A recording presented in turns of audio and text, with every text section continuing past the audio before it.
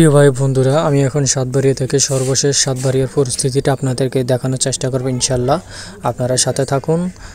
আমি এটা সাতবাড়িয়া বাজার থেকে আমি ভিডিওটা কালেক্ট করছি এবং পুরো ভিডিও গ্রামের আশেপাশে কোন কোন জায়গাতে পানি বেশি কম আছে সবগুলো আপনারা দেখতে পাবেন।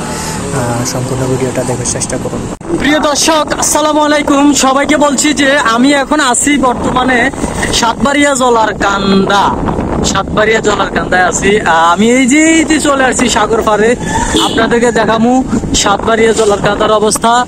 এই স্টার্ট এখান থেকে শুরু হয়েছে, পানি স্টার্ট এখান থেকে এই আশেপাশে শুরু, একদম সম্পূর্ণ ভিডিওটা আপনাদেরকে দেখামু। সাতবাড়িয়া ব্রিজ পর্যন্ত কোথায় কতটুকু পানি আছে সবগুলা দেখামু, ওয়েট করেন। যে বাকি অংশগুলো আমি দেখাচ্ছি যে ছিল রাস্তার উপর দিয়ে পানি গেছে। যাই হোক, রাস্তার উপর দিয়ে পানি গেছে তো পানিও কমে গেছে, যার কারণে আমরা এখন রাস্তা দিয়ে যেতে পারতেছি। পানির কারণে আমি গত 1 সপ্তাহ 10 দিন 15 দিন 20 দিন আসতে পারি নাই। এখন আবার আসছি, দেখলাম ওই দিনে আমি আরো 3-4 দিন আগে আসছিলাম ওই যে আলিয়া, তো এখানে হচ্ছে সাতবাড়িয়া ব্রিজ যাকে বলা হয়, ওইখানে আসছি। ওগুলো সবে পানি ছিল, রাস্তার উপর দিয়ে পানি গেছিল। এই যে রাস্তা,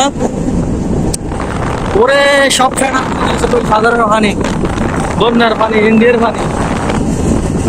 আমি ব্রিজ পর্যন্ত দেখো, আপনাদেরকে সাথে থাকুন।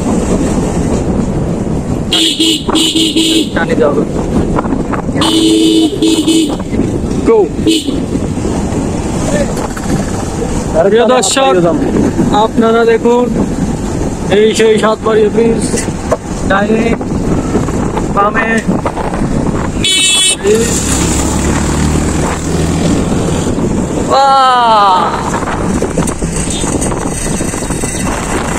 ভালো থাকবেন, আল্লাহ হাফেজ।